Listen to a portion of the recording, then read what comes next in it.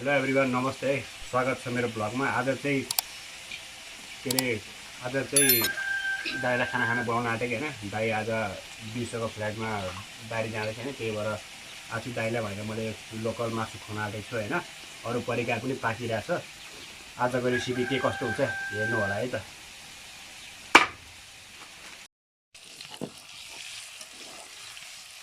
यो चाहिँ छुट्टै कुखुराको मासु है। यो चाहिँ भुट्ने मात्रै के, अर्को लोकलमा चाहिँ झोल हाल्ने, यसलाई चाहिँ भुटेर मात्रै निकाल्ने।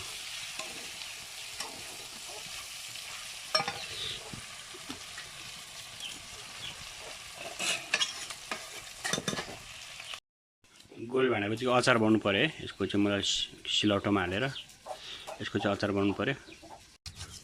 आला गोल भाँडा यहाँ गोल भाँडा हाल न।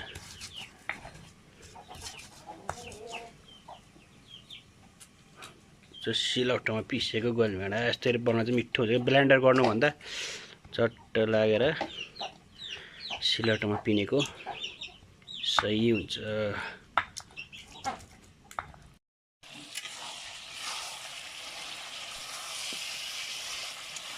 फाइनल्ली मासु यतिको ग्रेभी र भुटेपछि भयो, मासु रेडी भयो है त।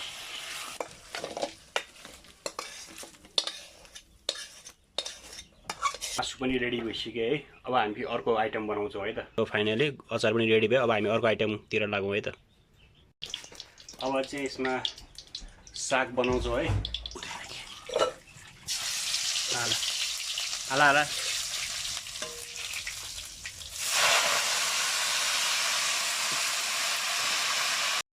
लोकल मासु रेडी भइसक्यो। अब त्यो पाक्छ, पाकिसकेपछि अनि यसलाई पकाउनु पर्छ।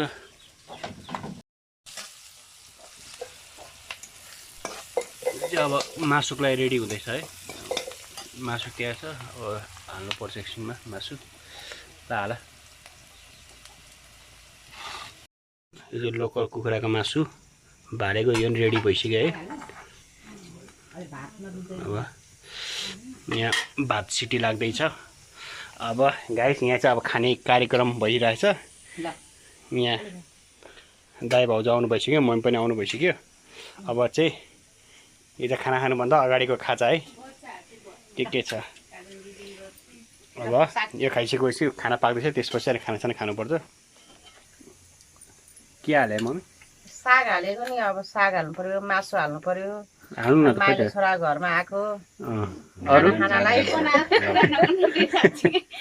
माइलो छोराको खाना बोलाएको। अब आएको हाम्रो दाइ आज बेलुका फ्लाइटमा जाँदै हुनुहुन्छ। अब दाइ विदेश भाउजू रोको छैन।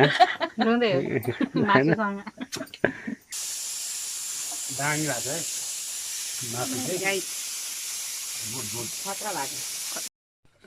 रातो लोकल कुखुराको झोल बनाएको छ, दाउरामा पकाएको। यस्तो मिठो छ कि, यति टेस्टी छ कि। धराने कालो बङ्गुरको मासु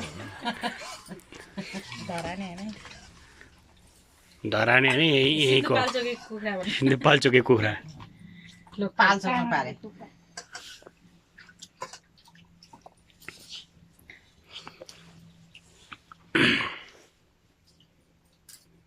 नेपाली रक्सी यसमा त मैले त उयो पो हालिसकेँ है साथी। के म झन्डै रिनेर हाल्छु के उयो पो हालेको छु क्या। तिम्रो भाइ अचार हाल्यो? पर्दैन मलाई यहाँ आउँछ ध्यान। खाऊ न झोल हालेर मजाले। बोर्को ल्याउ न। छैन यसमा हाल्नु।